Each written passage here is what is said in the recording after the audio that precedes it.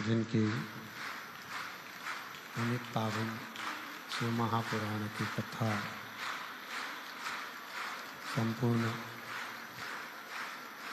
विश्व के कल्याण हेतु बाबा देवाधिदेव महादेव की कृपा से, उनकी करुणा, उनकी उदारता से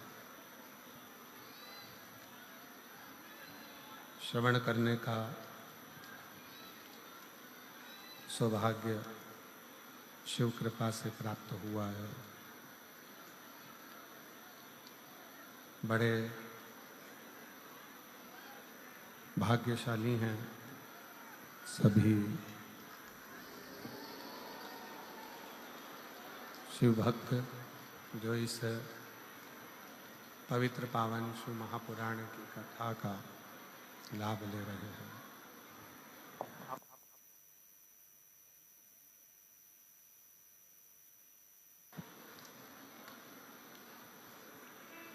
भगवान देवाधिदेव महादेव,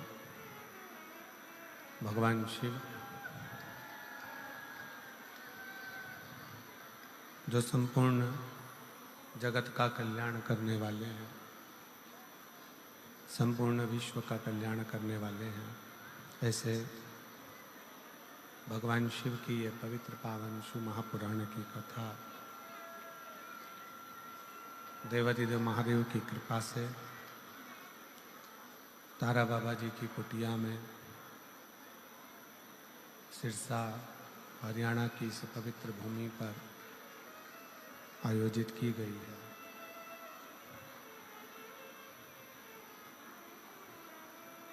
बाबा संत तारा बाबा जी की कुटिया में बैठकर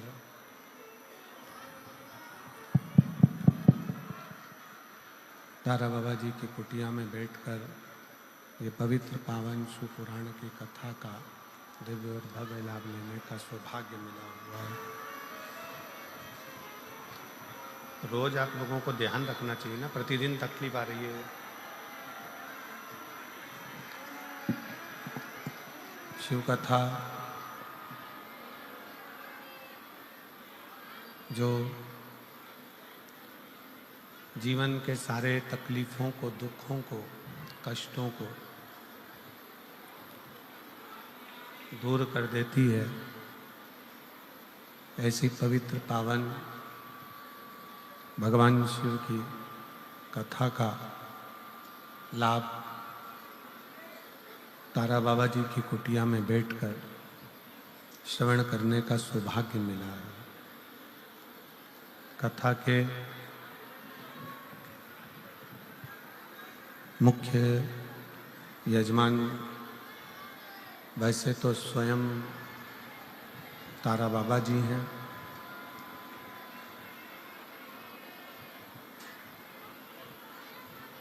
जनता चिल्ला रही है।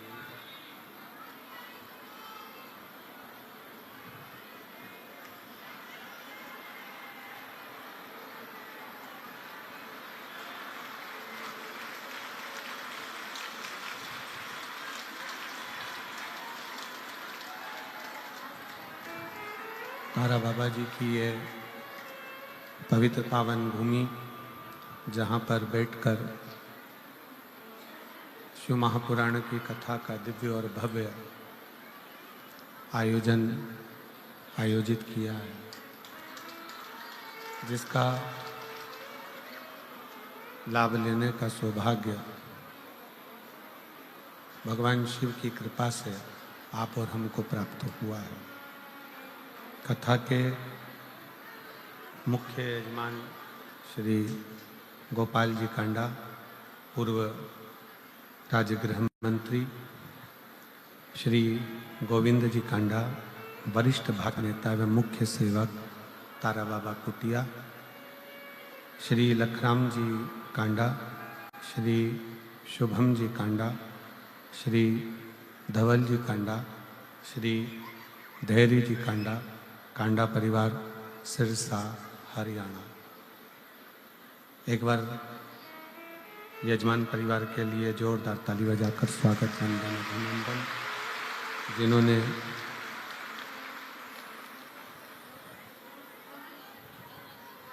इस पवित्र पावन शिव महापुराण की कथा का लाभ आप और हमको दिया है।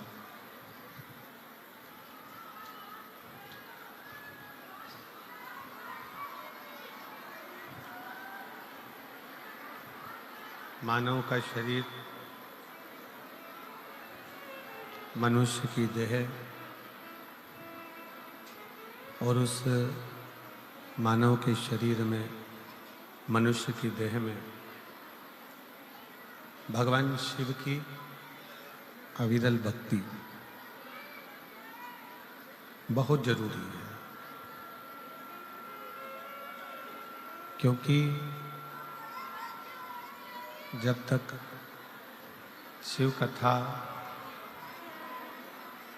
ये बक्से जो लगे हैं, इन बक्सों की आवाज बढ़ाओ ना।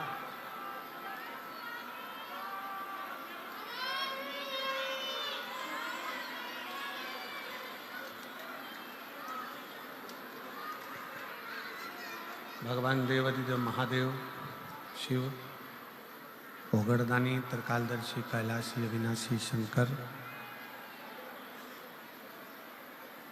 जो संपूर्ण विश्व का कल्याण करने वाले हैं, संपूर्ण जगत का उद्धार करने वाले हैं। यदि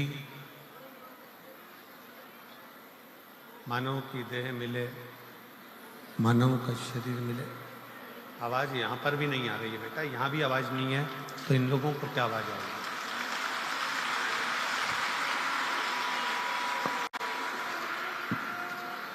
भगवान शिव, ओगड़दानी, त्रिकालदर्शी, कैलाशी, अविनाशी शंकर,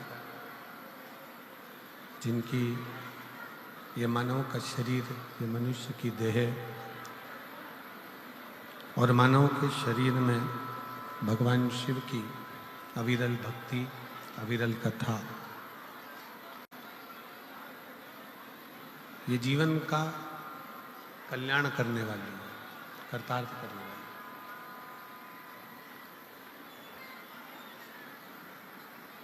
मानव के शरीर में, मनुष्य के शरीर में, प्रत्येक मानव देह में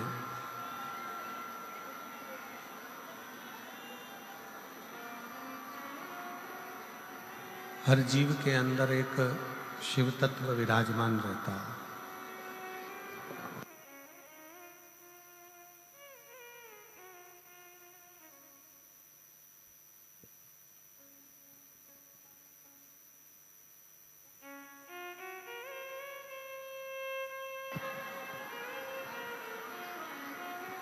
शिव तत्व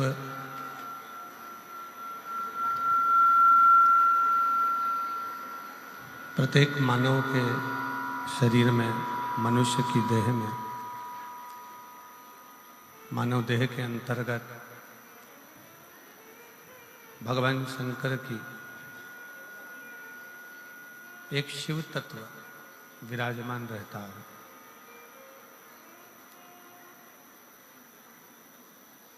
और वही शिव तत्व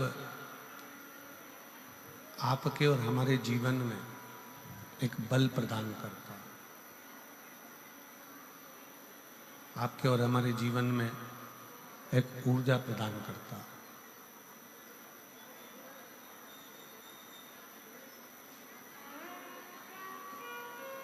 शिव महापुराण की कथा कहती है, भगवान शंकर का चरित्र कहता है, शिव तत्व कहता है, ए बेटा,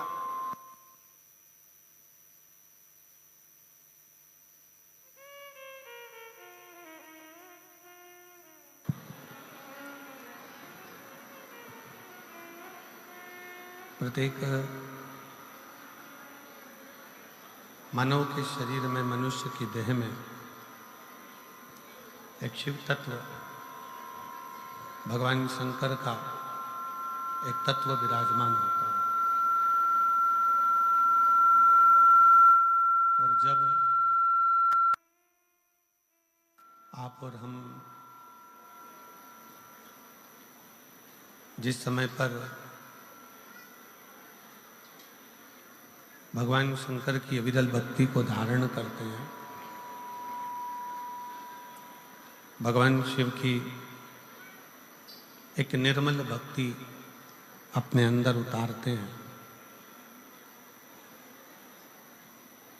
जैसे शिव जी पर एक लोटा जल आपने हमने समर्पित किया और भगवान शंकर पर जब जल समर्पित कर कर हम उस जल का आचमन करते हैं, हम उस जल को पीते हैं, आचमन करते हैं, तब उस शिवलिंग का जो तेज पुंज है, भगवान शंकर के शिवलिंग में जो तेज पुंज होता है, क्योंकि शिव महापुराण के अंतर्गत और लिंग पुराण के अंतर्गत, नर्मदा पुराण के अंतर्गत हमेशा कही गई है कि चाहे घर में जो शिवलिंग हो वो, चाहे तुम्हारे घर के पास में जो मंदिर हो उसमें जो शिवलिंग हो वो, या 12 ज्योतिर्लिंग, उपलिंग, ये जितने भी शिवलिंग विराजमान हैं, ये जितने भी शिवलिंग विराजित हैं, इन शिवलिंग पर जब हम जल चढ़ाकर उस जल का आचमन करते हैं तो उस शिवलिंग की जो ज्योति होती है, शिवलिंग की जो ऊर्जा होती है, शिवलिंग की जो एनर्जी होती है, शिवलिंग का जो बल होता है, वो बल हमारे भीतर भी उतरता है और हमारे रोगों को निवारण करता जाता है, हमारे दुखों को निवारण करता जाता है, हमारे कष्टों का निवारण करता जाता है, हमारे दुख, हमारी तकलीफें, हमारा कष्ट अपने आप समाप्त होते चले जाता है। 3 स्थान शिवलिंग पर वर्णित है कि ये 3 स्थान का जब स्पर्श करते हैं तो आप कितने भी रोग से ग्रसित क्यों ना हो, आप कितने भी रोग से घिरे क्यों ना हो, 3 स्थान का स्पर्श करने से आपको एक अलग से ऊर्जा प्राप्त होती है और आपके शरीर में कितना भी कंपन हो रहा हो, कितनी भी कमजोरी हो रही हो, कितना भी दर्द हो रहा हो, कितना भी कष्ट हो रहा हो, 3 स्थान शिवालय में शिवलिंग के जगह पर बताए गए हैं। उन स्थानों का स्पर्श करने से शरीर में एक ऊर्जा आती है, शरीर में एक बल उत्पन्न होता है, एक ऊर्जा आती है, शरीर के अंतर्गत एक ऊर्जा का संचार होता रहता है। अब उस शिवलिंग को अपन समझें, सभी लोग जरा स्मरण करेंगे। शिवलिंग के अंतर्गत 3 स्थान ऐसे बताए गए हैं जो हमारे को एक बल देते हैं, हमारे भीतर की ऊर्जा उत्पन्न करते हैं। हमारे अंदर कितनी भी कमजोरी होगी, अगर आपने वो 3 स्थान पर हाथ का स्पर्श कर कर पंचाक्षर मंत्र नमः शिवाय या षडाक्षर मंत्र ओम नमः शिवाय या श्री शिवाय नमस्तुभ्यम का स्मरण किया है तो वो स्थान का स्पर्श करते ही आपके अंदर एक ऊर्जा, एक एनर्जी, एक बल आपके अंतर्गत आता चले जाएगा, एक ऊर्जा आपके अंतर्गत आती चली जाएगी। 3 स्थान, पहला जो ये जलाधारी बनी हुई है, ये जो गोल जो भाग आता है, जलाधारी में जो भी गोल भाग है वो गोल भाग का हाथ से स्पर्श करना, अर्थात जो माता जी का हस्त कमल है पार्वती जी का, वो जो गोल जलाधारी है जिस पे शिवलिंग रखा हुआ है, वो गोल जला, ये जो चरण है जहां से पानी बहकर जाता है उस स्थान पर नहीं, जहां गोल भाग है उस गोल भाग पर अपने सीधे हाथ का स्पर्श करना और श्री शिवाय नमस्तुभ्यम का जाप या पंचाक्षर मंत्र या षडाक्षर मंत्र ओम नमः शिवाय का जाप करना। पहला। दूसरा स्थान, जहां से पानी बहकर जा रहा है उस स्थान का पानी जहां से बहकर नीचे गिरता है वो भाग पर अपने हाथ का स्पर्श। जहां से पानी बहकर नीचे गिरता है, जो जल आप चढ़ाते हो वो जल बहकर जो नीचे की ओर जाता है उसका स्पर्श, और पंचाक्षर या षडाक्षर या श्री शिवाय नमस्तुभ्यम मंत्र का जाप। फिर तीसरा स्थान बताया कि शिवलिंग में किसी भी स्थान पर अपनी हथेली का स्पर्श, केवल हथेली का स्पर्श, उसमें उंगलियों का स्पर्श नहीं, केवल हथेली का स्पर्श, और पंचाक्षर या षडाक्षर या श्री शिवाय नमस्तुभ्यम मंत्र का जाप। ये 3 स्थान ऐसे बताए हैं कि आपके शरीर में अगर बिल्कुल भी इतनी एनर्जी नहीं है कि आप 2 कदम चल सकते हैं, तो शंकर के मंदिर में, शिवालय में जाकर ये 3 स्थान का स्पर्श करिए। मंदिर से जब आप बाहर निकलेंगे तो खुद के बल पर निकलेंगे, कोई आपको उठाने के लिए जरूरत नहीं पड़ेगी।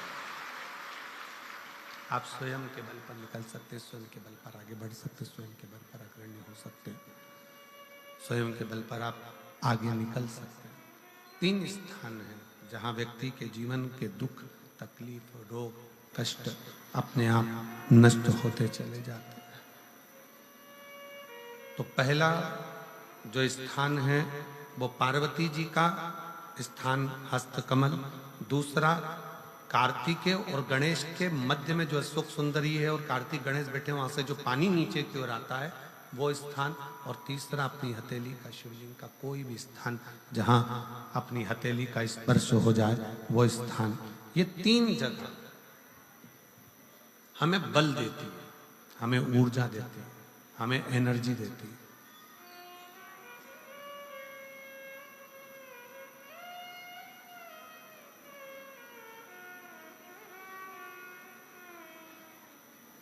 और एक निवेदन और,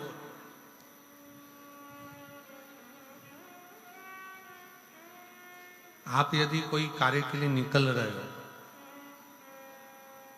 कोई कार्य करने के लिए जा रहे हो और आपका मन उस कार्य में डामाडोल हो रहा है, ये होगा कि नहीं होगा, सफलता मिलेगी कि नहीं मिलेगी, मैं कोर्ट में जा रहा हूँ या पैसे पर जा रहा हूँ, या कोई जमीन का लफड़ा है या कोई प्रॉब्लम है, इसमें सफलता मिलेगी कि नहीं मिलेगी। जब आपके 2 मन, और ऐसा तो संसार में कोई जन्मा ही नहीं जिसके 2 मन ना हो। घर से कथा सुनने निकलते हो तो 2 मन हो जाते हैं, आज पीली साड़ी पहन के जाऊं कि नीली पहन कर जाऊं। 2 मन जब भी हो जाते हैं। भोजन करने बैठते हो तो भी 2 मन हो जाते हैं, दाल खाऊं कि गोभी की सब्जी से पहला टुकड़ा खाऊं। रोटी का पहला टुकड़ा जब तोड़ने का नंबर आता है तो सोच में आता है कि इससे खाऊं कि इससे खाऊं कि इससे खाऊं। 2 मन तो वहां पर भी है। किसी के यहाँ शादी में गए, किसी के यहाँ शादी में पहुंचे और शादी में पहुंचकर वहां बहुत सारे स्टॉल लगे हैं, खाने की बहुत सारी व्यवस्था करी गई है। फिर 2 मन हो जाते हैं कि मैं पहले चाउमीन खाऊं कि पानी पतासा खाऊं, गोलगप्पा खाऊं कि छम्मक लड्डू खाऊं, कि मैं जलेबी खाऊं कि क्या प्रसाद। मन 2 हर जगह।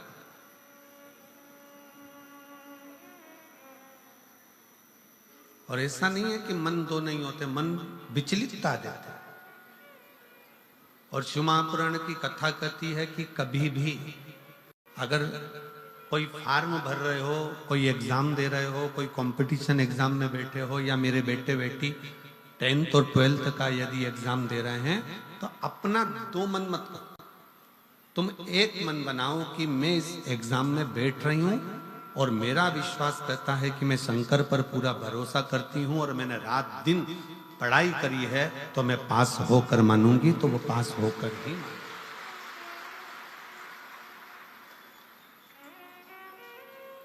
जहां मन विचलित हो जाता है, जहां मन 2 हो जाते हैं, फिर वहां थोड़ा सा भ्रम उत्पन्न हो जाता है, फिर थोड़ा सा भ्रम उत्पन्न हो सकता है। पर जब आपने एक विचार कर लिया कि मुझे सफलता मिलेगी, तो ये निश्चित है कि दुनिया में कोई ऐसा पैदा नहीं हुआ कि आपकी सफलता को रोक दे, आप आगे बढ़कर ही रहो।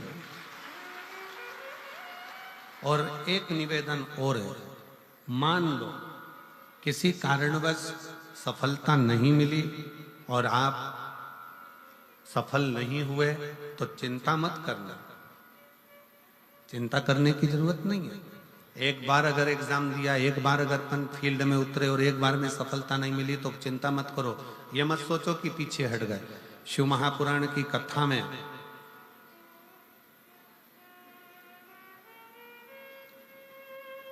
वन के अंदर भगवान शंकर अर्जुन को ज्ञान उपदेश दिए थे।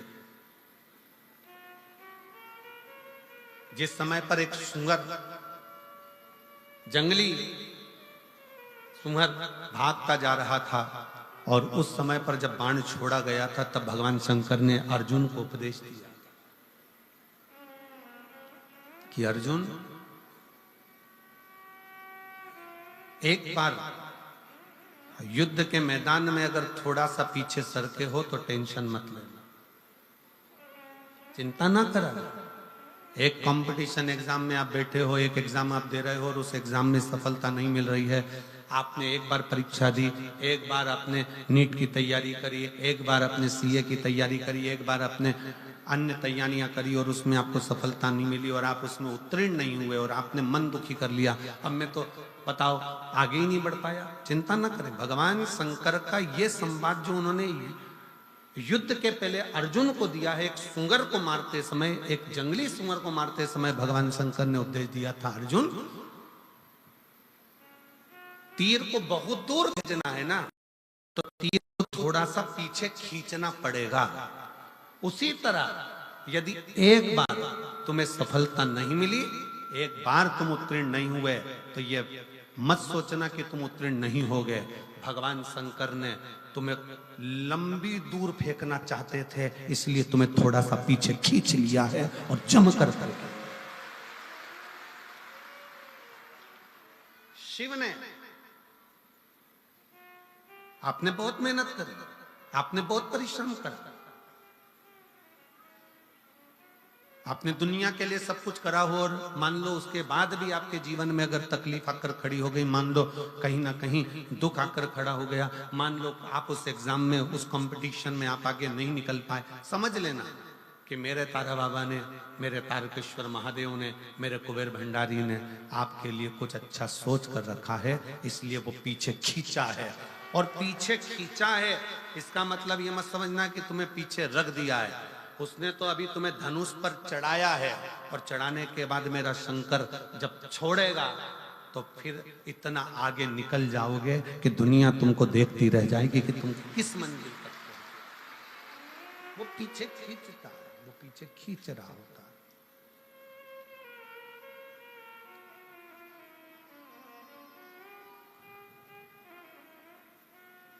खूब मेहनत करो, खूब परिश्रम करो, खूब अच्छी लगन से कार्य करो और जितनी मेहनत से कर सकते हो उतनी मेहनत से करो। जिस समय पर तुम्हारा दो मन हो रहा हो, तुम्हें लग रहा हो कि मैं निकलूंगा कि नहीं निकलूंगा, तुम्हें लग रहा है कि ये एग्जाम में क्लियर कर पाऊंगा कि नहीं कर पाऊंगा,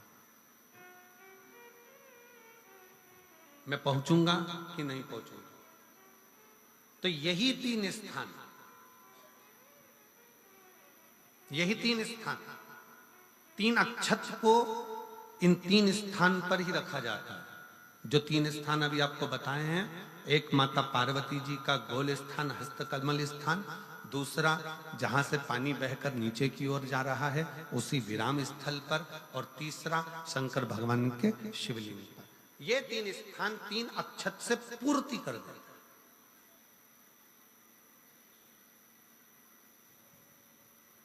जैसे प्रदोष के दिन, प्रदोष काल में जलाया गया दीप, प्रज्वलित करा गया दीप 5 स्थान पर फल देता है। कितने स्थान पर फल देता है? 5 स्थान पर। आप में से कितने लोग हैं जो प्रदोष के दिन दीप लगाने मंदिर जाते हैं या शंकर जी के मंदिर पहुंचते हैं? बहुत बहुत प्रणाम आपको, साधुता जानना चाहिए। अपना प्रदोष के दिन प्रदोष काल में लगाया गया दीपक 5 स्थान पर फल देता है। पहला स्थान, अगर हमको या हमारे परिवार में किसी को काल सर्प दोष है तो हमारा प्रदोष का लगाया गया दीपक कहीं पूजन मत कराओ, वो दीप जलाने से ही काल सर्प दोष समाप्त होता चले जाता है। दूसरा स्थान, पितृदोष। अगर किसी ने कह दिया कि तेरे घर में पितृदोष है, तेरे घर में, कई लोग बता देते हैं कि तुम्हारे घर में, कई माताएं पूछती हैं मेरे घर में बेटा नहीं, मेरे घर में 3 बेटी हो गई, 4 बेटी हो गई, 5 बेटी हो गई, बेटा नहीं है, बेटा नहीं, तो किसी ने कह दिया पितृदोष है। अब तुम शंकर जी की पूजन कर रहे हो, शंकर जी पे जल चढ़ा रहे हो, शिव की स्तुति कर रहे हो, तो किसी किसी की यहाँ 3 बेटियों के बाद, 4 बेटियों के बाद, एक माता ने तो लिखा है कि उसके यहाँ 2008 में उसके घर में लड़की ने जन्म लिया था, या 2008 में उसके घर में बच्चे ने जन्म लिया था, लड़की ने। उसके बाद फिर लड़की ने जन्म लिया और उसके बाद उसके घर में कोई पुत्र का योग नहीं बना। तब उसने प्रदोष के समय पर शाम को दिया लगाना प्रारंभ करा और 2008 में बच्ची जन्मी थी और अब 2024 में उसके घर में लड़के ने जन्म लिया।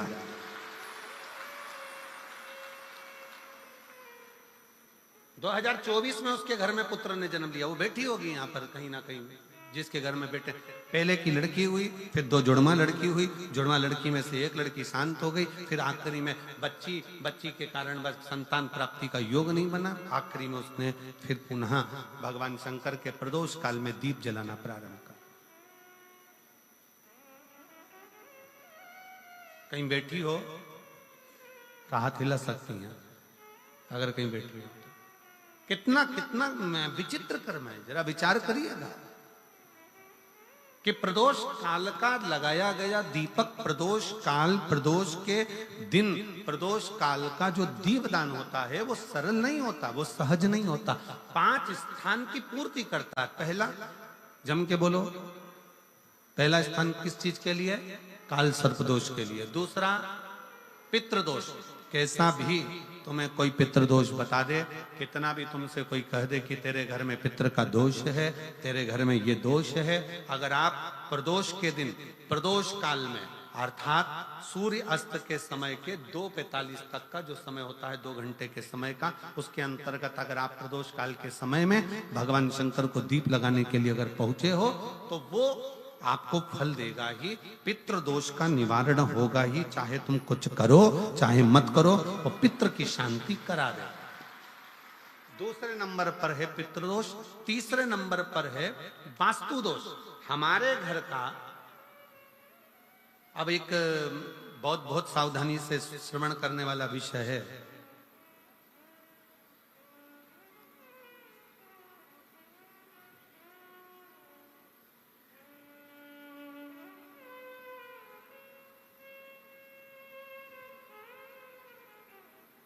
यदि वंश की वृद्धि नहीं है, 30 वर्ष शादी के हो गए, 40 वर्ष शादी के हो गए और औलाद है ही नहीं, डॉक्टर ने भी हाथ ऊंचे कर दिए, टेस्ट पे भी करवाया, IVF करवाया, सब कुछ तुमने करवा लिया, तो भी औलाद नहीं है, तब आखिरी में एक काम चालू करो।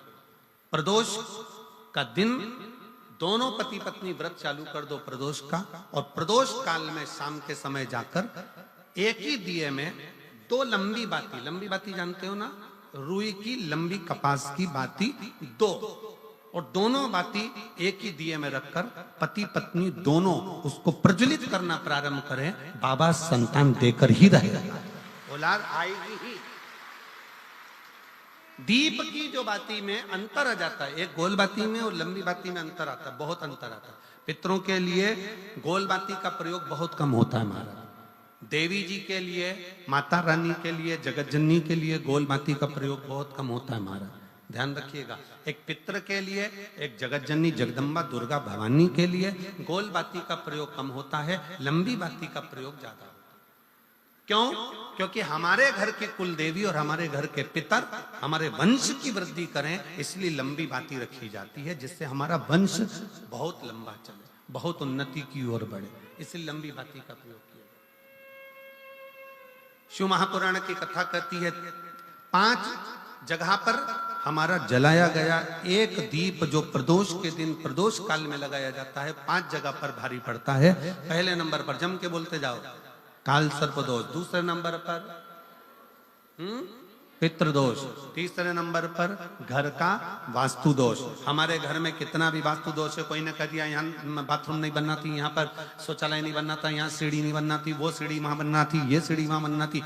तुम पूरा घर तोड़वा के देख लो, उसके बाद में जैसा वास्तु वाले हैं वैसा करा कर देख लो, उसके बाद भी तुमको शांति नहीं मिले तो समझ लेना कि तुम्हारे घर में अब वास्तु दोष तो तुमने दिखाकर समाप्त कर लिया, फिर भी वो समाप्त नहीं हो रहा। तो प्रदोष काल का लगाया गया प्रदोष के समय का दिया आखिरी में वास्तु दोष को भी समाप्त कर देता है और उसमें भी फल प्रदान करता है। काल सर्प दोष, पितृदोष, वास्तु दोष। चौथे नंबर पर 1 रुपया कमाया, 1.25 रुपए खर्च हुआ, पैसा आया गया। ये चौथे नंबर का व्यापार में थोड़े दिन दुकान अच्छी चली, थोड़े दिन बैठ गए, थोड़े दिन काम चला, थोड़े दिन बैठ गए, गाड़ी चली थोड़े दिन फिर बैठ गए, अर्थात हमारी फैक्ट्री थोड़े दिन चली फिर बैठ गए। कहीं ना कहीं तकलीफ, थोड़े दिन खाते थोड़े दिन रोते वाला चल रहा है। तो प्रदोष काल का प्रदोष के समय का दिया इस दुख को समाप्त कर कर रेगुलर एक जैसी सांझी, एक जैसी लक्ष्मी की वृद्धि करते चले गए। प्रदोष काल का। और 5वें नंबर का प्रदोष काल का दिया, प्रदोष समय का दिया 5वें नंबर पर रोग का निवारण का। रोग निवारण।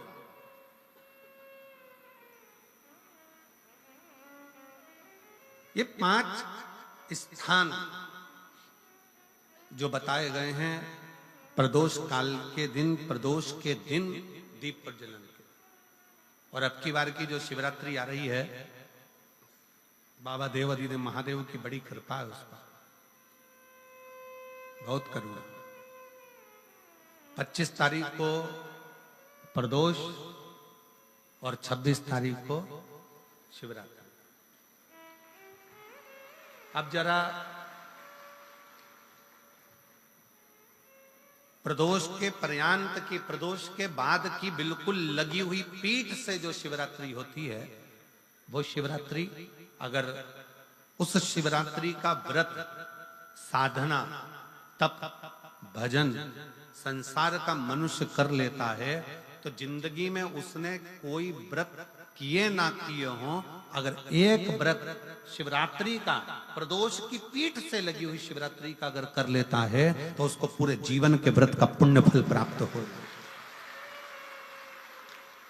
एक व्रत शिवरात्रि का प्रदोष पर्यंत की, अर्थात प्रदोष की पीठ से जुड़ी हुई। अब अगर आप कोई ब्राह्मण से, अगर कोई विद्वज्जन से, कोई पंडित जी से आप पूछेंगे प्रदोष कितनी बजे लग रहा है, वो बताएंगे। फिर प्रदोष लगने के बाद प्रदोष कब समाप्त हो रहा है, तो जिस दिन 26 तारीख हो रही है उसमें लगाया।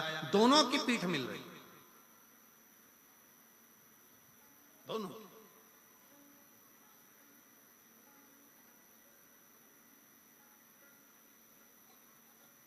करो व्रत।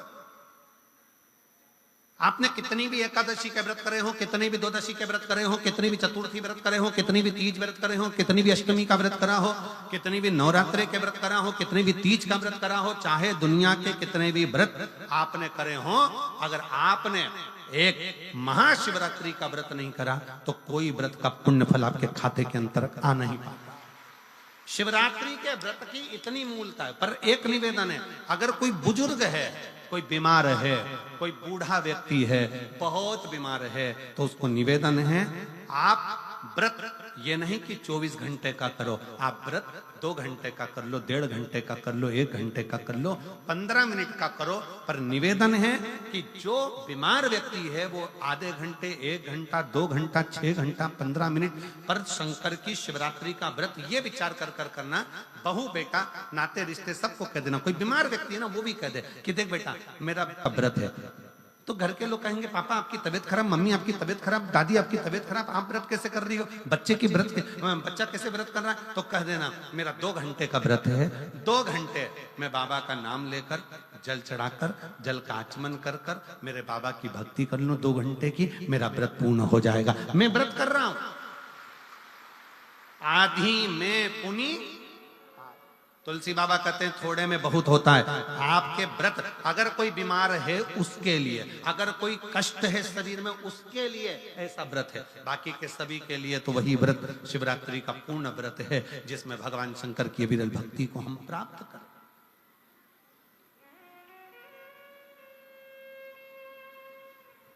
और शंभु शरणे पड़ी मांगू घड़ी रे घड़ी, दुख काटो दया करीन दर्शन। ओ शंभु शरणे पड़ी मांगू घड़ी रे घड़ी, दुख काटो दया करीन दर्शन। भगवान शंकर की अविरल भक्ति को धारण करिए, शिव तत्व को धारण करिए, शिव उपासना को धारण करिए।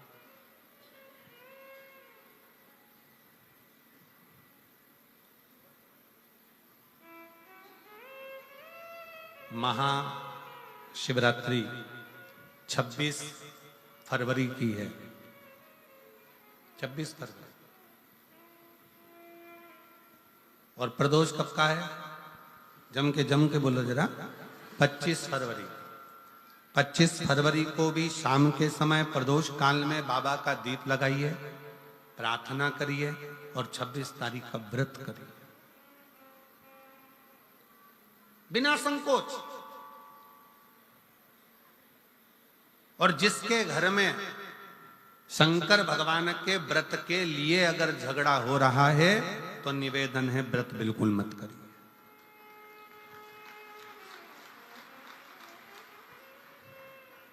पति पत्नी का झगड़ा हो रहा है, पति कह रहा है क्या शंकर शंकर लग रहा है, अपने को शिवरात्रि के दिन शंकर जी का अपमान नहीं सुनना। इसलिए राजी हो तो व्रत करो। राजी नहीं है पति, परिवार के लोग राजी नहीं है, चिड़चिड़ कर रहे हैं तुम्हारे व्रत करने से, तो आपके चक्कर में शंकर भगवान की निंदा तुम्हारे कान में जाए, ऐसा व्रत किसी का, ऐसे व्रत की कोई मूलता नहीं। आपके घर के लोग राजी हो, माता पिता राजी हो, सास ससुर राजी हो, पति राजी हो, पत्नी राजी हो, परिवार के लोग राजी हो, बेटा बेटी सब, बच्चों का मन है मम्मी मुझे व्रत करना है, हाँ बेटा कर, एक ही तो व्रत करना है शिवरात्रि का, करो। घर के बुजुर्ग ने कह दिया मुझे व्रत करना, बिल्कुल करो, आज का मौका मिला है आपको करने का, महाशिवरात्रि का व्रत करिए। पर घर के अंदर अगर तुम्हारे व्रत करने से झगड़ा हो रहा है, काय को व्रत कर लिया, क्या होता है शंकर जी का व्रत करने से, क्या होगा शंकर जी का तप करने से, जबरदस्ती वो सीहोर वाले महाराज के चक्कर में पड़ी हो, क्या होगा शिवरात्रि व्रत से, क्या होगा शंकर जी को जल चढ़ाने से, तो उससे अच्छा है अपने घर में बैठो, श्री शिवाय नमस्तुभ्यं, श्री शिवाय नमस्तुभ्यं, श्री शिवाय नमस्तुभ्यं, श्री शिवाय नमस्तुभ्यं, श्री शिवाय नमस्तुभ्यं, श्री शिवाय नमस्तुभ्यं। घर में बैठकर भगवान शंकर का गुणगान करो, भगवान शंकर का नाम जाप करो, भगवान शंकर की भक्ति करो, उससे बढ़कर कोई सुख नहीं, उससे बढ़कर कोई आनंद। पर निंदा ना सुनते हुए, कुछ गलत विचार ना लाते हुए, गलत सोच ना लाते हुए, गलत दृष्टि ना रखते हुए, गलत भाव ना रखते हुए भगवान शंकर की विरत भक्ति को अपने भीतर उतारने का प्रयास करिए, शिव को अपने अंदर उतारने का प्रयास करिए। शिव भक्ति, शिव महापुराण की कथा कर रहे हैं। 3 स्थान का स्पर्श रोग का निवारण कर देता है। 3 जगह पर चढ़ाया गया अक्षत हमारे मन को एकाग्रित कर कर और हमें अपनी मंजिल तक पहुंचा देता है। और प्रदोष और शिवरात्रि के मिलन का महोत्सव हमारे जीवन को आनंदता देता है, आनंद।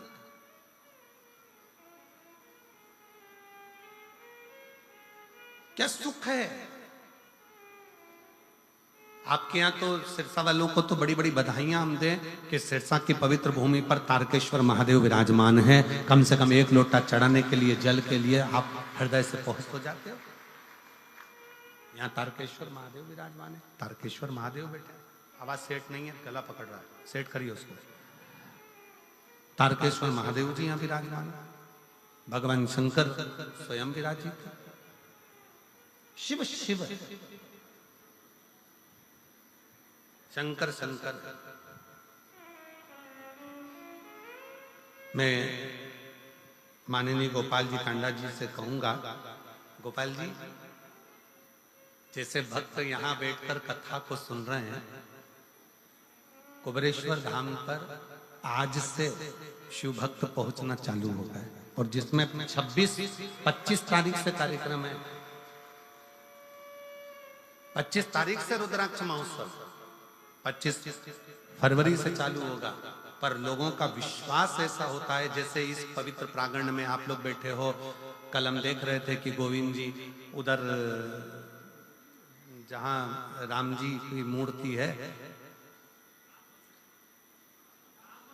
राम बगीची जहां बनी है, कल हम देख रहे थे कि 9 पंडाल, 6 पंडाल तो पहले लग चुके हैं। ये सारे पंडाल अगर पूरे तारा बाबा की कुटिया में गिने जाएं तो 6 पंडाल तारा बाबा की कुटिया में कथा से भर चुके हैं और 3 पंडाल कल और बनाए गए। ऐसे मिला के 9 पंडाल तारा बाबा की कुटिया में लगा। कल गोविंद जी मां खड़े होकर पंडाल बनवा रहे थे, आगे रहकर सब दुर्गो बिछात करवा रहे थे बैठने के लिए। विचार कर,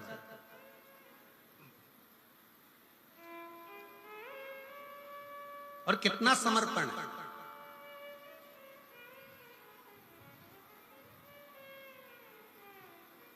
गोपाल जी, हम इतनी कथाएं करते हैं, साल भर कथाओं का क्रम रहता है।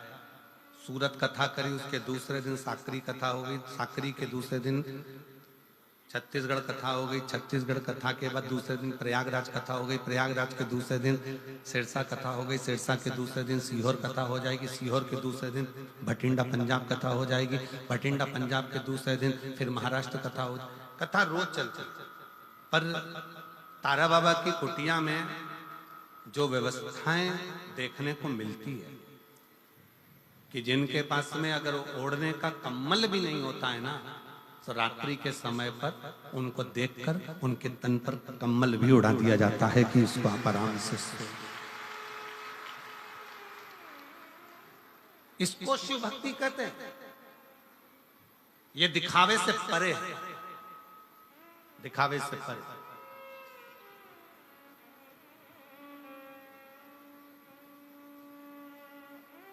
इसी को शिव तत्व कहते हैं, इसी को शिव।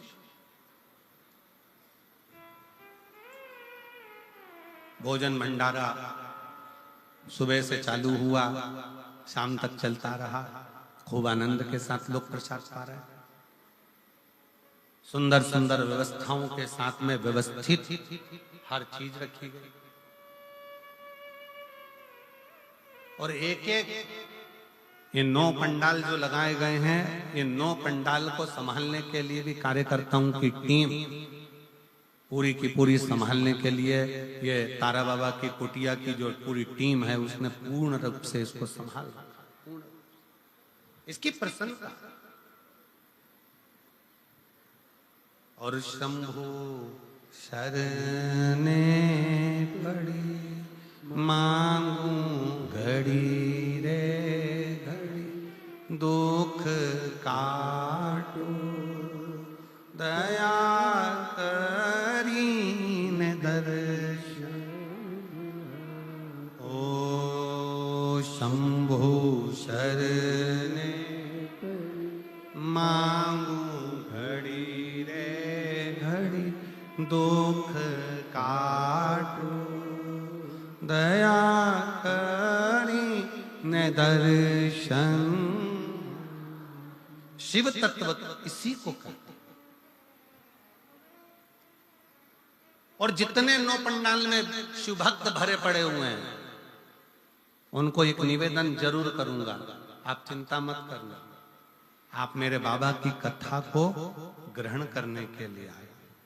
मेरा शंकर कथा के माध्यम से हमने फिर कहेंगे, ये शिव महापुराण केवल पोथी नहीं है, ये मेरे शंकर का एक अंश स्वरूप है। जब हम कथा सुनते हैं, श्री शिवाय नमस्तुभ्यम बोलते हैं, बोलने के बाद जब हम मौन हो जाते हैं, उस समय पर आपका दुख काटने के लिए मेरा शंकर आपके कर्ण से प्रवेश कर कर आपके हृदय में बैठकर आपके घर तक जाकर आपके दुख को काट देता है। ये दुनिया लोग कहते कि कथा है, दुनिया की दृष्टि में लोग कहते हैं कि ये शिव पुराण है, हमारी दृष्टि में ये कथा नहीं है, हमारी दृष्टि में तो हमारा शंकर है, हमारा शिव।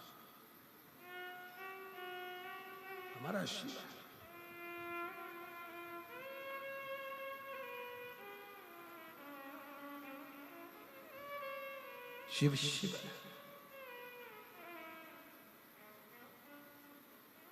और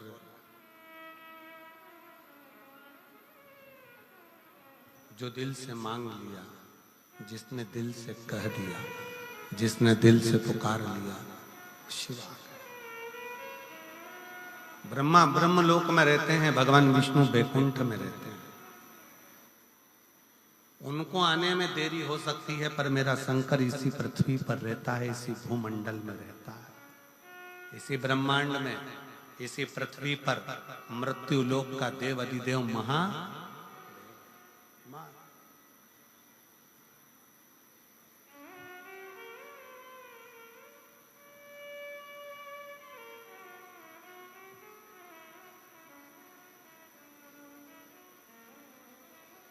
गोपाल जी, लोग कहते हैं गुरुजी आप वहां कैलाश मानसरोवर की यात्रा करे हो कि नहीं करे हो? आप कभी कैलाश गए हो? हम नहीं, महाराज जी हम नहीं।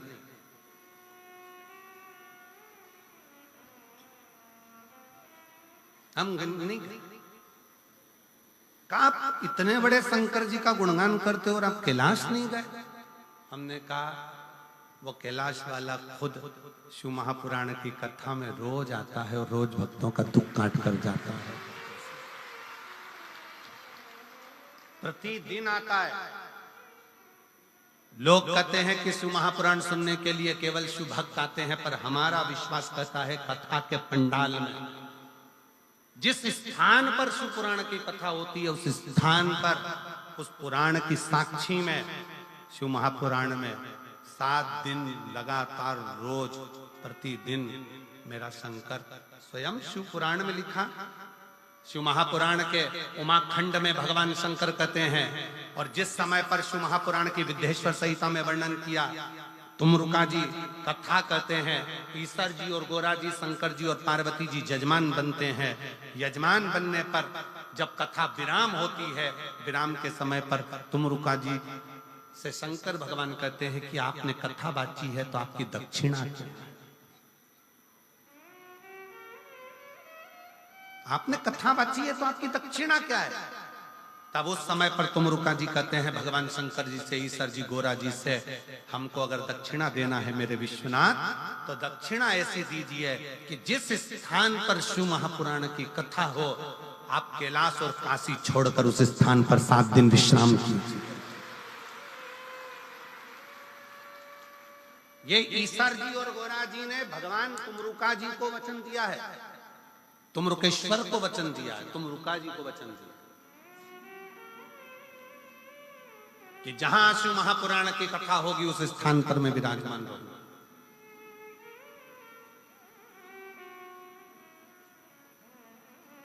मैं स्वयं उस स्थान पर।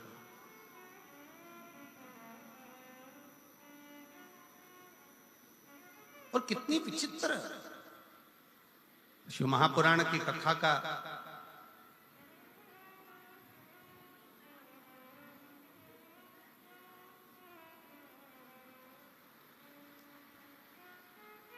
शिव महापुराण के विचारों का, शिव महापुराण का स्मरण। दुनिया तुमसे कह दे कि हम कथा सुनने जा रहे हैं, मेरी जीजियों, अगर आपके घर के लोग पूछें कि कहाँ जा रही हो तो कहना शंकर भगवान से मिलने के लिए, उसको निमंत्रण देने के लिए जा रही हूँ, मेरे घर पर पधारना, मेरा दुख निकलने के लिए, मेरा कष्ट निकलने। एक पत्र है, देखिए।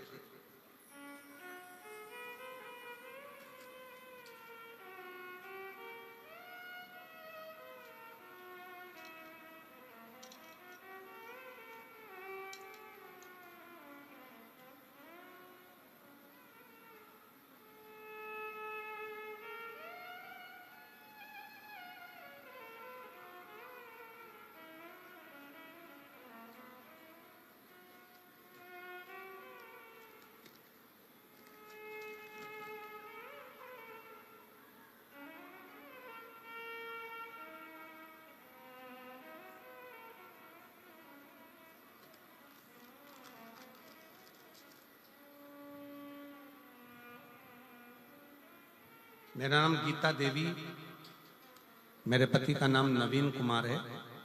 मेरा गांव गंगवा, जिला हिसार की रहने वाली हूँ। आप ही हैं? आ जाइए, बेलपत्र लेकर जाइए, आ जाओ।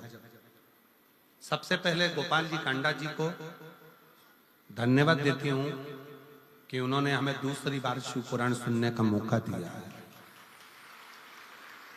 जिन्होंने इतनी सुंदर कथा सुनने का हमें मौका दिया। एक लोटे जल व शिव कथा का क्या वर्णन करूं गुरुदेव।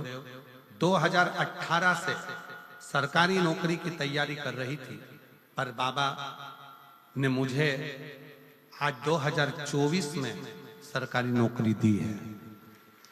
गुरुदेव,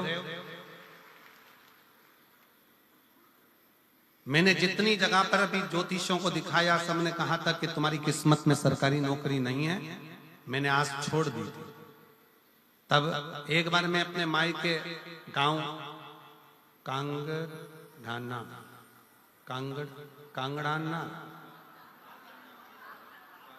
कांगड़ाना सिरसा आई थी। तब मेरी माँ ने मुझे कहा था कि टीवी पर जो महाराज कथा कहते हैं ना, वो सिरसा में आए हैं, गोपाल कांडा जी, गोविंद कांडा जी बुलाए। मैंने सुना है कि जब वो कथा कहते हैं तो उनके पंडाल में बैठकर जो मांगा जाता है वो बाबा देता है 3 महीने के अंदर। चल तू मेरे साथ कथा सुनने के। मैं अपने मायके आई, मैं आपको जानती नहीं थी। पहली बार मैंने पंडाल में बैठकर शिव महापुराण की कथा इस मायके के अनुसार यहाँ बैठकर श्रवण करी। उस समय पर इस पंडाल के अंदर मैं नहीं आ पाई थी। बाहर के पंडाल में बैठकर मैंने कथा सुनी थी। वहीं बैठकर श्री शिवाय नमस्तुभ्यम कहते हुए बाबा से निवेदन करा, और बाबा की ऐसी कृपा हुई कि 3 महीना भी पूरा नहीं हुआ और बाबा ने मेरा पुलिस में भर्ती करवाया और मेरी नौकरी लग गई। फोटो भी लगा रही हूं। बाबा की कृपा ऐसी हुई कि 3 महीना भी नहीं हुआ और बाबा ने मुझे पुलिस में नौकरी में लगा दिया।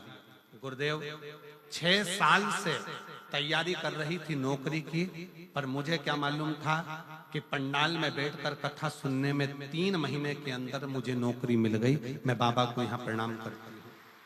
शिव तत्व किसको कहता है? एक पत्र और बड़ा सुंदर है, देखिएगा। मेरा नाम केलो देवी है और मेरे पति का नाम राजकुमार है। मेरा मोबाइल नंबर ये है। आप ही हैं? आ जाओ, आ जाइए। मेरा गांव कर सिंधु जिंद हरियाणा के निवासी हूं। आपके चरणों को प्रणाम करती हूँ, नमन करती हूँ। एक लोटे जल का मैं क्या वर्णन करूं। मेरी पहली बार कथा सिरसा हरियाणा में यहीं पर 2 दिन की कथा सुनी थी। 2 दिन की कथा सुनी और इसी पंडाल में बैठकर मैंने बाबा से विनय करी थी। 2 वचन मांगे थे बाबा से। बाबा, पहला, मेरा लड़का ठीक से बोल नहीं पाता, उसके शब्द नहीं निकल पाते, और दूसरा, मेरा लड़का जेईई की तैयारी कर रहा है और कई साल हो गए पर उसका सिलेक्शन नहीं हो रहा। बस ये 2 वर मांगकर 2 दिन की कथा सुनकर इसी पंडाल से चली गई। गुरुदेव, हमको नहीं मालूम था कि बाबा पंडाल में बैठकर मांगने वाले को इतना जल्दी दे देता है। बाबा बाबा है गुरुदेव। मेरे लड़के ने मुझसे कहा, माँ क्या सही में मेरी आवाज ठीक हो सकती है? क्या मैं पूरा बोल सकता हूँ? क्या मेरी आवाज पूर्ण हो जाएगी? क्या मैं सही सबके जैसा बोल पाऊंगा? तब मैंने अपने लड़के को कावड़ भरने के लिए सीहोर भेज दिया। कावड़ भर कर आया सीहोर की, और वहां से आने के बाद रुद्राक्ष लेकर आया। रुद्राक्ष लाने के बाद मेरे बेटे की आवाज 90% आवाज पूरी ठीक हो गई। जैसे ही कावड़ भरकर आया और रुद्राक्ष लेकर आया, 90% आवाज ठीक हो गई। और बाबा की ऐसी कृपा हुई कि मेरे बेटे का जो दूसरा वर मांगा था जेई में सिलेक्शन, आज मेरे बेटे का 99.14 के प्रतिशत से मेरे बेटे का जेई माइंस में रिजल्ट आ गया है। और मेरा बेटा आज सरकारी कॉलेज में पढ़ रहा है। मैं बाबा को धन्यवाद देने के लिए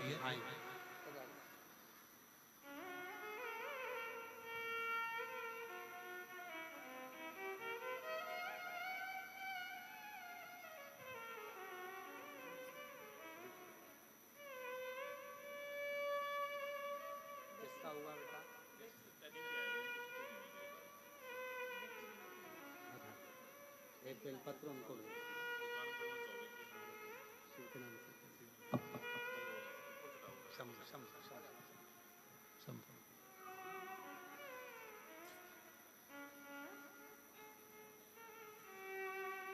शिव तत्व शंकर की कथा, शिव महापुराण, शंकर की उदारता, शिव नाम, इसी का सार दुनिया के लोगों को लगता है शिव तत्व में है क्या, शिव पुराण में है क्या, शंकर के गुणगान में है क्या।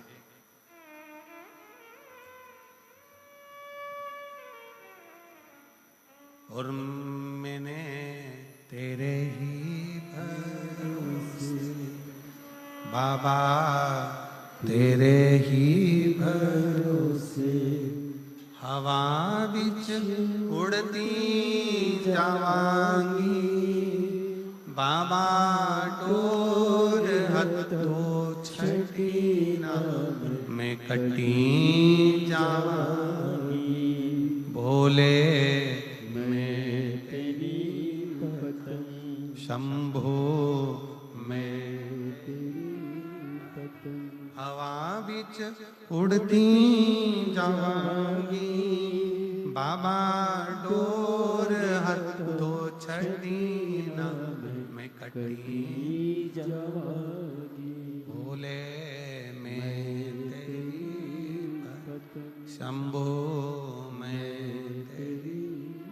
दुनिया कहे कि ये केवल पुराण है, दुनिया कहे कि ये केवल शिव कथा है, दुनिया कहे कि ये केवल शिव महापुराण है, तो आप माने ना, ये केवल पुराण नहीं है, ये शंकर का एक प्रतिबिंब स्वरूप है, शिव का एक प्रतिबिंब स्वरूप। शंकर भगवान का एक स्वरूप है। आप कहीं पर भी बैठे हो, जिस स्थान पर बैठे हो उस स्थान पर बैठकर शंकर भगवान के नाम का उच्चारण, शिव के नाम का स्मरण, शिव भक्ति का उच्चारण सुख देते, सुख प्रदान करते। एक प्रसंग बड़ा सुंदर आता है।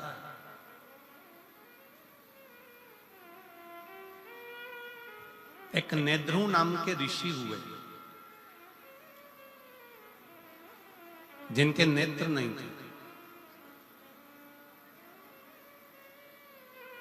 नेद्रू नाम के ऋषि हुए जिनके नेत्र नहीं थे, पर उनका एक कर्म बड़ा विचित्र था। बेलपत्री की जड़ का स्पर्श कर कर बैठे रहते थे।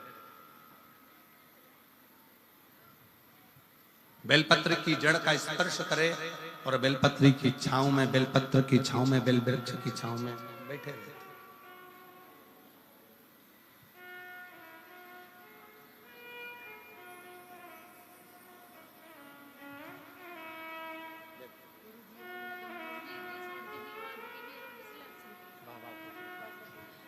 दीदी बोल रही हैं, हमने उम्मीद छोड़ दी थी कि बेटे की आवाज की भी और सिलेक्शन की भी, और बाबा ने आवाज भी दी और सिलेक्शन भी दिया। बहुत खुश हो अच्छा खुश होकर जाओ, अच्छा खुश होकर जाओ, आंसू पोंछ के जाओ, रोते नहीं जाओ, खुश होकर जाओ।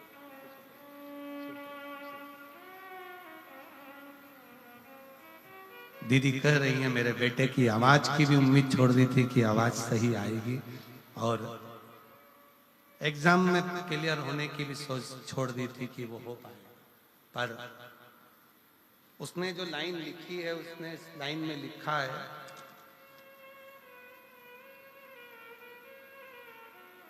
क्या सही में शिव महापुराण का पंडाल क्या शिव पुराण का पंडाल होता है? हमको तो लगता है कि यहाँ स्वयं शंकर अपनी हाजिरी बजाता है और झोली भर कर जाता है। स्वयं शिव देव। एक लाइन अच्छी लिखी है, आप और हम गुनगुना लेते हैं कि लुटा दिया भंडार काशी वाले ने, कर दिया माला माल काशी वाले ने, जो जैसी भावना लाया वो वैसा ही फल पाया, जो जैसी भावना लाया वो वैसा ही फल पाया, नहीं खाली उसे लौटाया वो मन ही मन हर्षाया, नहीं खाली उसे लौटाया वो मन ही मन हर्षाया, और कर दिया माला माल काशी वाले ने, लुटा दिया भंडार काशी वाले ने। जो जिस कामना से आता है, जिस भाव से आता है, बाबा उसको देकर जाता है, उसको दे। और कांडा जी धन्यवाद, गोविंद जी आपको भी, गोपाल जी आपको भी, कि भक्तों की सुविधा के लिए आपने केवल एक दरवाजा नहीं, भक्तों की सुविधा के लिए तारा बाबा की कुटिया के सारे दरवाजे आप आने के लिए खोल देते हो उसके साथ। और इतनी खुशी हो रही थी, अभी हम जब गाड़ी में आ रहे थे तो माताएं आपस में बात कर रही थी कि हमेशा तो उत्थे का गेट, अब उसकी भाषा में कर रही थी, उत्थे का गेट चालू रेवे, पर अब के ना गोविंद ने, गोपाल ने अब क्या गजब का काम कर ने, सारा गेट खोल दिया, तो इसकी प्रसन्नता। एक तो तुम्हारी भाषा हमको भी बोलने में थोड़ी अटपटी हो जाए, तो ये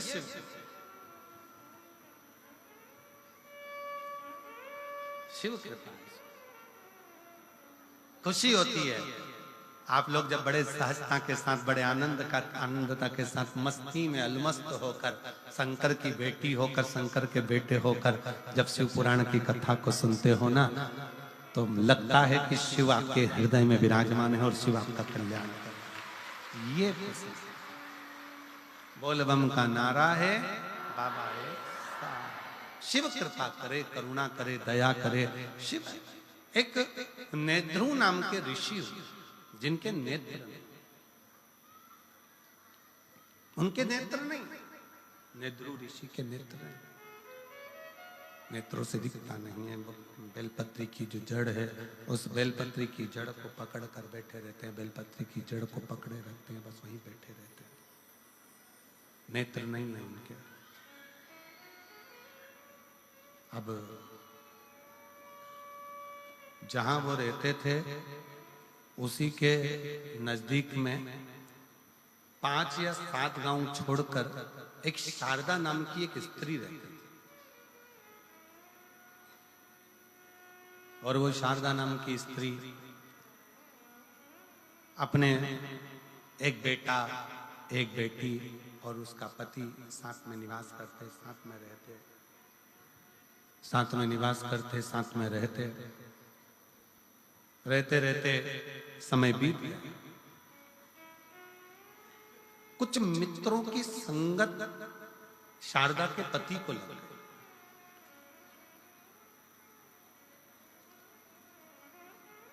कुछ मित्रों की संगत, और हमने पहले भी कथा में कहा, एक ताली, दूसरा थाली, तीसरा प्याली, ये व्यक्ति को बहुत जल्दी बर्बाद कर देती है। पहले नंबर पर ताली, प्रशंसा करने वाले अगर तुम्हारी प्रशंसा कर कर तुम्हें गलत काम में लगा रहे हैं तो तुम्हें बर्बादी की ओर लेकर जा।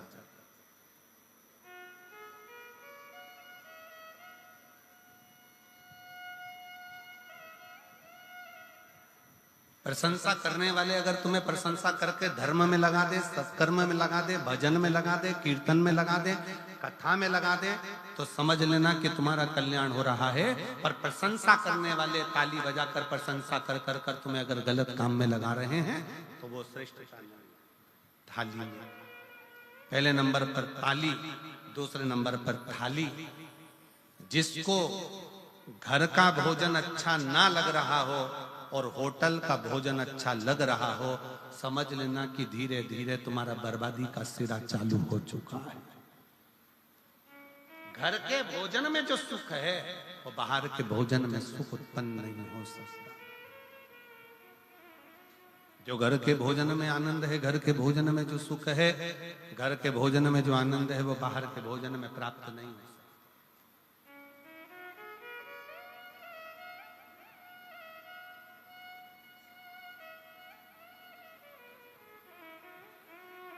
घर में जो भोजन बनाकर रखा उसमें श्रेष्ठता आई नहीं, संतुष्टि मिली नहीं, और बाहर का भोजन श्रेष्ठ लग रहा है, बर्बादी का सिरा। मित्र ले जाएंगे, चल जरा बाहर खा कर आते हैं, होटल ले गए, पार्टी में ले गए, खाया पिया आ गए, आज उन्होंने खिलाया, कल तुमसे खाया।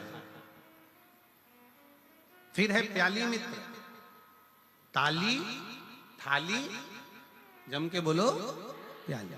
ये पीने वाले जो होते हैं ना, तुमको, तुम्हारे बच्चों को पहले लेकर जाएंगे, साथ बिठाएंगे, घुमाएंगे, फिराएंगे, रंग ढंग दिखाएंगे, एंजॉय कराएंगे, अपने पैसे से पहले तुम्हें पिलाएंगे, फिर जब तुमको लत लग जाएगी तब तुम्हारे पैसे से वो आप पिएंगे और तुम्हें एक दिन बर्बाद कर कर चौराहे पर बिठा देंगे।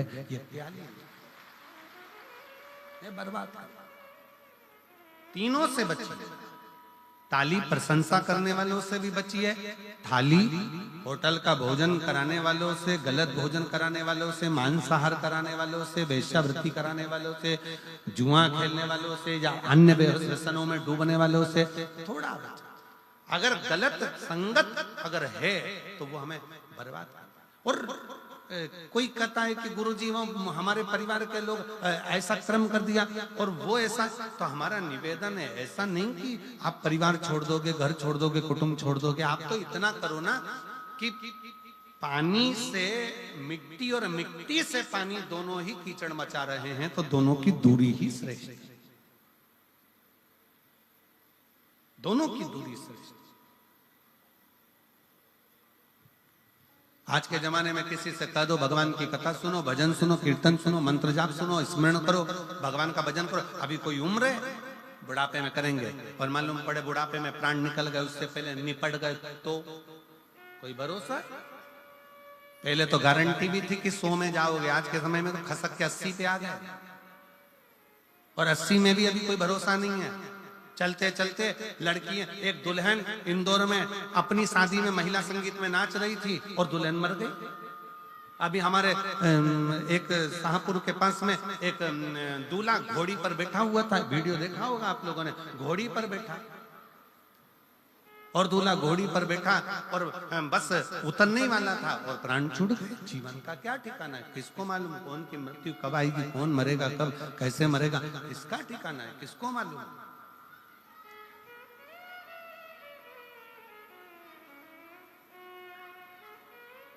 आवाज नहीं आ रही भाई, पीछे आवाज खोलिए।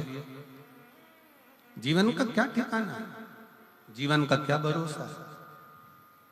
इसलिए बहुत सावधानी से जीवन को जियो, भगवत भजन कर कर, स्मरण कर कर, कीर्तन कर कर, मंत्र जाप कर कर, नाम जाप कर कर, नाम स्मरण कर कर अपने जीवन को सार्थक बनाओ।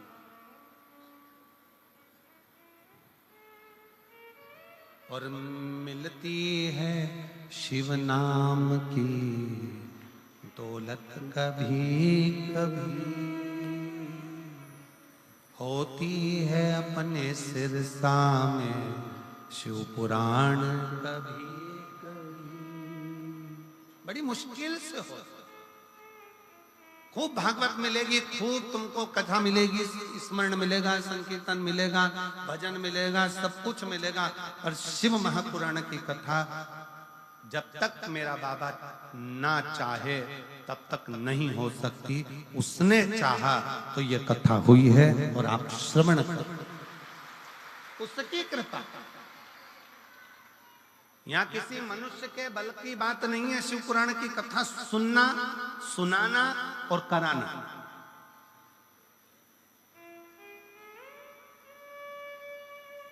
हमारी सामर्थ्यता नहीं है कि हम शिव पुराण की कथा बाच दें।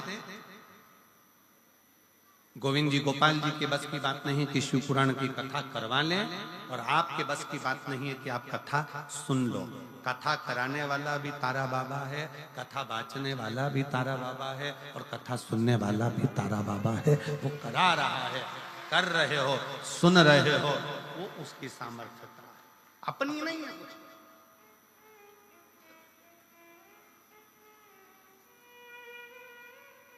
बड़ी मुश्किल से। और काया को पाके तुम कभी अभिमान ना करो।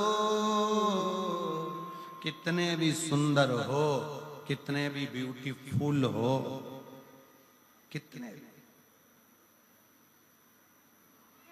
तुम्हारे काया का अभिमान मत करो। ये काया कम माटी मिल जाती है, कोई एक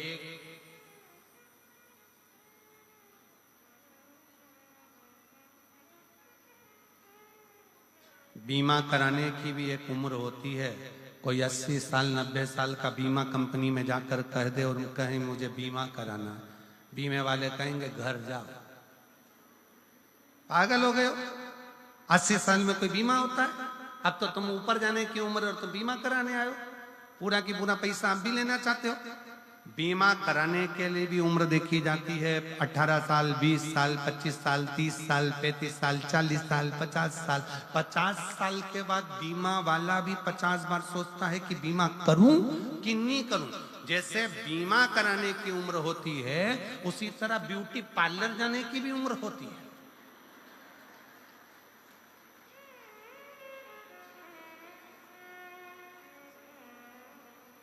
कोई 85 साल की, हाथ थर थर कांपे, मुंडे से पूरा सोफा सेट निकल गया,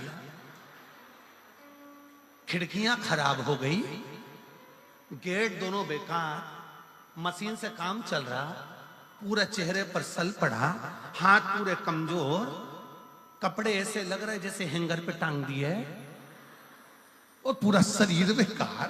और फिर उसको घर की बहुएं ब्यूटी पार्लर में ले जाके बिठा दी, और फिर पार्लर वाली ने कहा मुंह ऊपर करो। अब ऊपर भी करे तो अब गर्दन भी कब तक, जवानी अवस्था हो तो ठहरी रहे, बुढ़ापे में फिर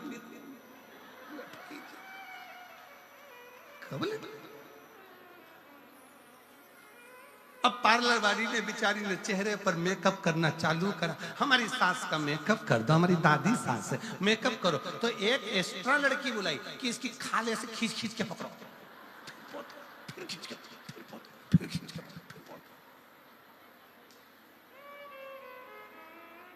अब पूरा मेकअप निकल गया।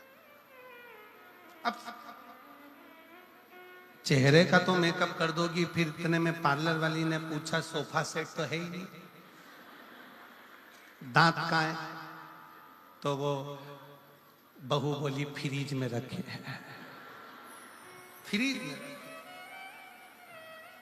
फिर डिब्बी मंगवाई फ्रीज में से के लेके आओ, थोड़ा सा चेहरा ठीक हो जाएगा, दांत लगाए, फिट करे। अब इतने में 95-80 साल की डोकरी बोली बूढ़ी अम्मा, लेंस लगा दो आंख में।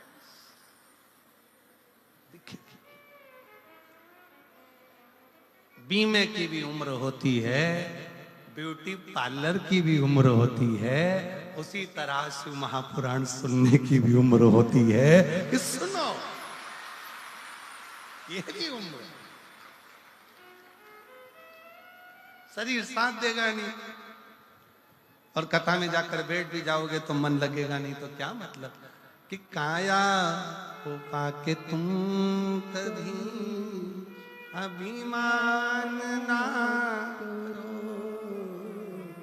काया को पाके तुम कभी अभिमान ना करो, माटी में मिल जाती है ये काया कभी कभी, मिलती है शिव नाम की भक्ति कभी कभी, होती है अपने सिरसा में शिव पुराण कभी कभी। बड़ी मुश्किल से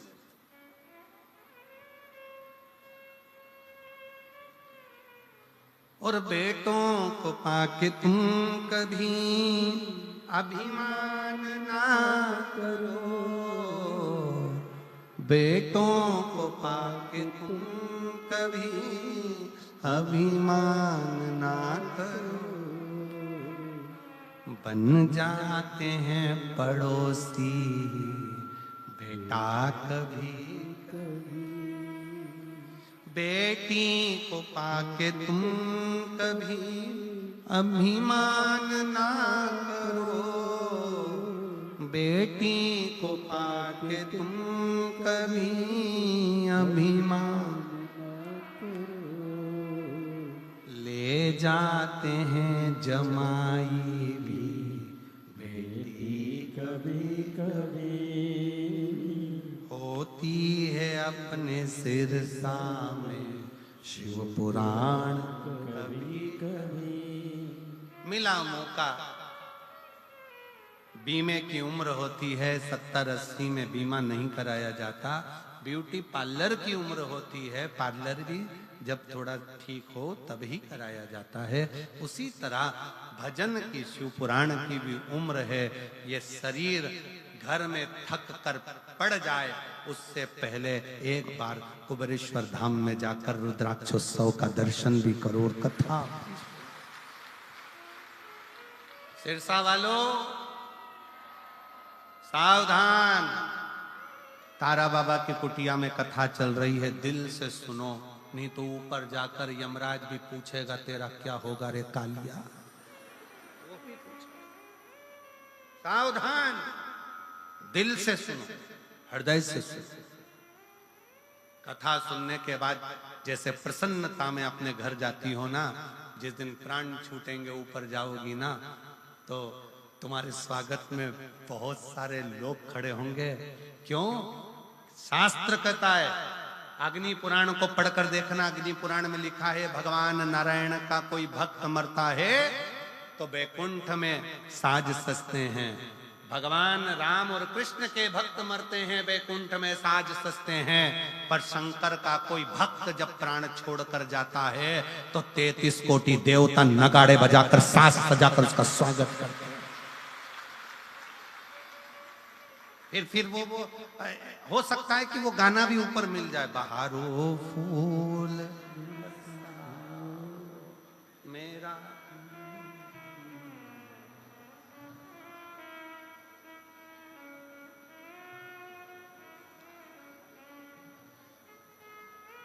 चांदनी रागनी गाओ,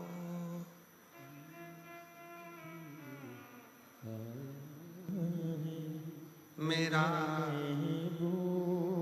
ये शिव तत्व भगवान शंकर का जब भक्त आता है, स्वयं जगत जननी कह रही है, पार्वती जी से शंकर भगवान कहे, पार्वती मैं कैलाश और काशी में रहता हूं, कैलाश में मेरा तप स्थली है और काशी में मेरा घर है, पार्वती तुम और मैं इस कैलाश की भूमि को छोड़कर काशी में रहते हैं। आपको मालूम है पार्वती, जब काशी में कोई मुर्दा आता है ना, कोई काशी में जब किसी का अंतिम संस्कार होता है तो देवता भी नगाड़े बजाकर उसका स्वागत करते हैं, नगाड़े बजाकर कि मेरे शंकर का कोई भक्त आ रहा। क्या अंतर है शिव के भक्त में और संसार के भक्त में? क्या अंतर है?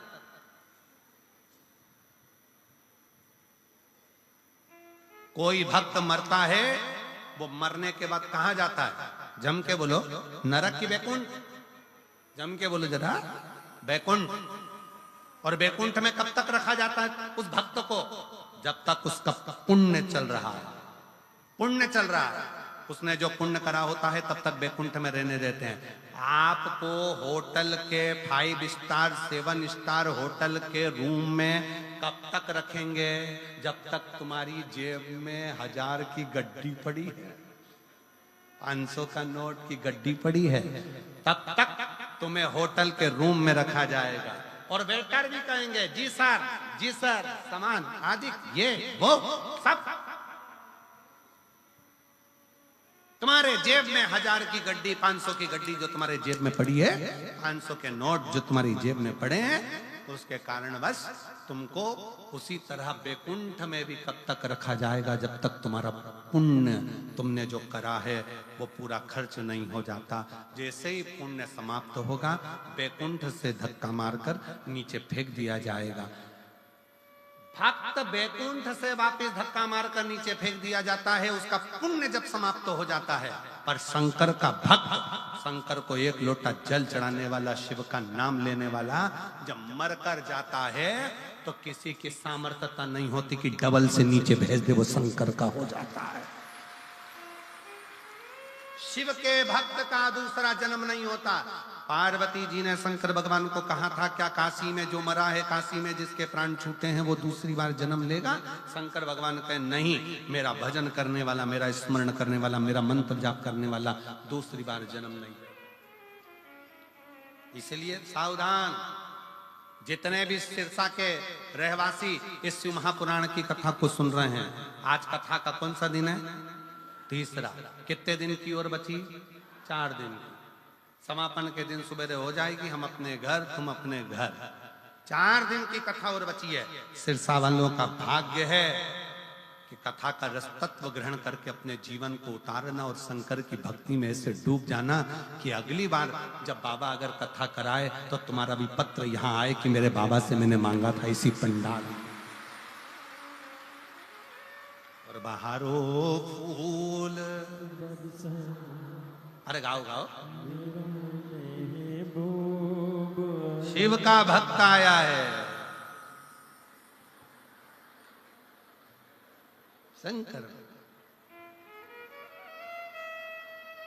सितारो रागनी गाओ, भोले का भक्त आया है, भोले का भक्त आया है।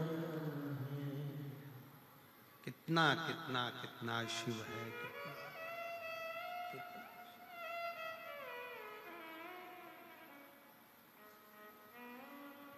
कितना। नेध्रुव ऋषि के नेत्र नहीं, दिखता नहीं है, नेत्र गायब है। बेलपत्र के जड़ को पकड़कर नेध्रुव ऋषि बैठे हो। शारदा का पति गलत संगत में पड़ गया। सूचना मिली शारदा को कि मेरा पति गलत संगत में दोस्तों के साथ कहीं निकल गया। दोस्तों ने सूचना दे दी कि तुम्हारा पति एक पहाड़ से नीचे गिरकर मर गया। शारदा की आंख में आंसू भर गए। मेरा बेटा, मेरी बेटी दोनों छोटे हैं और मेरा पति चले गए, प्राण छूट गए, प्राण चले गए। शारदा की आंख में जल भरा हुआ था। तब किसी एक कुम्हार घड़े लेकर जा रहा था और शारदा का विहंगम स्वरूप देखकर उसका नेत्रों से नीर बहता जा रहा है। मेरे बच्चों का पालन कौन करेगा, कौन संभालेगा इन्हें? कुम्हार ने कहा शारदा से, बहन ओ जी जी, ओ बहन, एक ऋषि रहते हैं 7 गांव छोड़कर, निध्रु ऋषि, जिनके नेत्र नहीं। तेरे मन में क्या दुख है? मेरा पति चले गया, मैं बेधव्य हो गई, मुझे सूचना मिली मेरा पति नहीं रहा, मेरे बच्चे छोटे। निध्रु ऋषि के पास जाओ। उस कुम्हार ने कहा, निध्रु ऋषि के पास? हाँ। रोती हुई शारदा बोलती है, इतना बड़ा दुख का पहाड़ गिर गया और तुम कह रहे हो कि वो ऋषि के पास, वो संत के पास, वो साधु के पास जाओ। ऐसे ना जाने कितने संत साधु होंगे। कुम्हार ने अपनी वाणी में कहा, शारदा मेरी बहन, मेरी जीजी सुन, वो निध्रु ऋषि साधारण नहीं है, वो शंकर का परम भक्त है। उसके नेत्र नहीं है, पर पीपल की बेलपत्र की जड़ को पकड़ कर बैठा रहता है और 1 सेकंड के लिए भी बेलपत्र की जड़ को छोड़कर बेलपत्र के वृक्ष के नीचे से जाता नहीं है और शंकर भगवान के नाम का जाप करता रहता है। और अगर कुम्हार कह रहा है किसी ऐसे शंकर के भक्त का जब दर्शन हो जाता है, कोई शिव के भक्त के पास में जब हम जाते हैं, शंकर की कथा में जब हम जाते हैं, शिव महापुराण में जब हम जाते हैं और कोई शिव भक्त का जब हम दर्शन करते हैं, तो आधा दुख तो हमारा वैसे ही समाप्त हो जाता है। शारदा जाओ, निध्रु ऋषि बैठे हैं, बेलपत्र की जड़ को पकड़कर, बेलपत्र की जड़ को पकड़कर।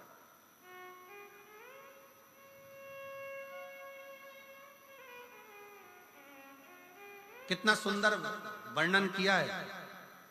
जिसके उदर से जुड़ी हुई जो प्रॉब्लम रहती है, उदर में अगर कोई तकलीफें रहती, एक पत्र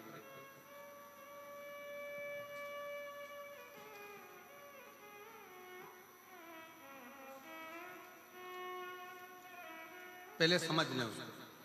जिसके उदर में जो प्रॉब्लम रहती है, उदर से जुड़ी हुई, पेट से जुड़ी हुई, पेट में अगर कोई तकलीफ है, उदर से जुड़ी हुई तकलीफ है, बहुत सारी बीमारियां पेट से उत्पन्न होती हैं। तो वो अगर पेट से जुड़ी हुई कोई गांठ पड़ गई, बच्चादानी में गर्भस्थ कोई गठान आ गई, या पेट से जुड़ी हुई कोई प्रॉब्लम, या किसी स्त्री का गर्भ ठहरता है, अंदर ही मर जाता है, बच्चा पूरा बन नहीं पाता, डॉक्टर कह देते हैं कि इसका अबॉर्शन करा दो, उस समय पर बहुत ध्यान दीजिएगा कि बेलपत्र के वृक्ष के नीचे की मिट्टी, बेलपत्र के वृक्ष के नीचे की मिट्टी, उस मिट्टी का स्पर्श मात्र, उसकी रज अगर पेट पर लगाना प्रारंभ करा जाए, या बेलपत्र के वृक्ष की मिट्टी को गीला कर कर अगर मस्तक पर तिलक भी करना प्रारंभ करा जाए, तो उदर से जुड़ी हुई प्रॉब्लम समाप्त होती चली जाती है, गांठ भी धीरे धीरे गलना प्रारंभ होती।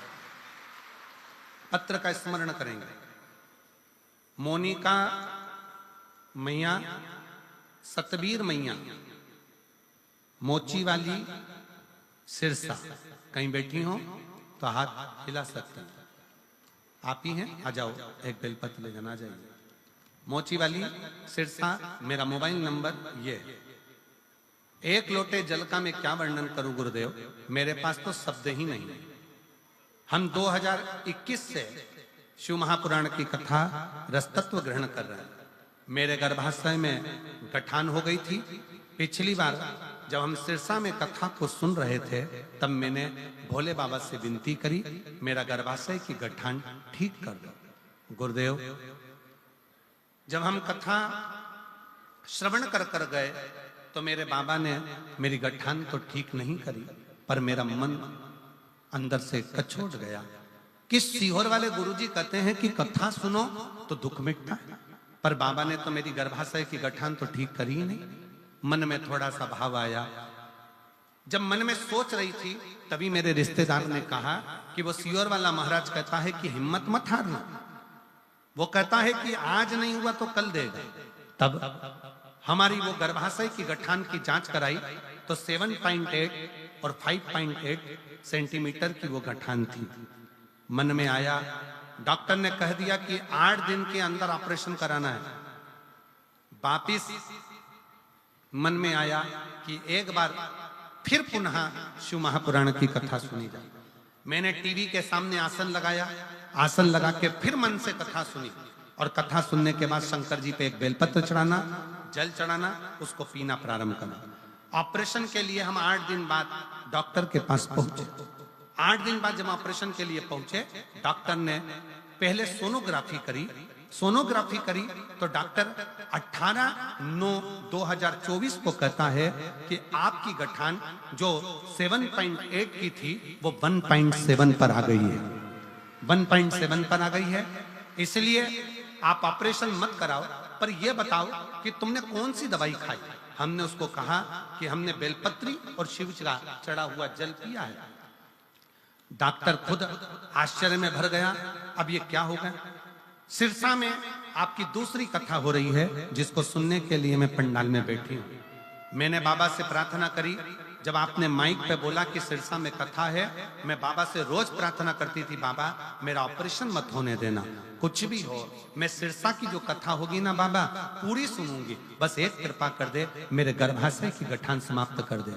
मैं सिरसा में 17 तारीख को यहाँ पहुंची हूँ, उसके एक दिन पहले मैंने 16 तारीख को जांच कराई, तो डॉक्टर भी आश्चर्य में है कि मेरे शरीर की गांठ पूरी गल चुकी है। मैं बाबा को प्रणाम करने के लिए यहाँ पर आई, मैं बाबा को नमन करने के लिए। शिव तत्व हम फिर निवेदन करेंगे, डॉक्टर शंकर का एक रूप है। डॉक्टर जो दवाई दे उसको पाओ, उसको खाओ। डॉक्टर बोले जांच कराओ, जांच कराओ, पर साथ में शंकर का किया हुआ भरोसा दड़ी बनाओ। शिव तत्व को दड़ी बनाई, शंकर के भरोसे को दड़ी बनाई। शिव का भरोसा दड़ी होना चाहिए।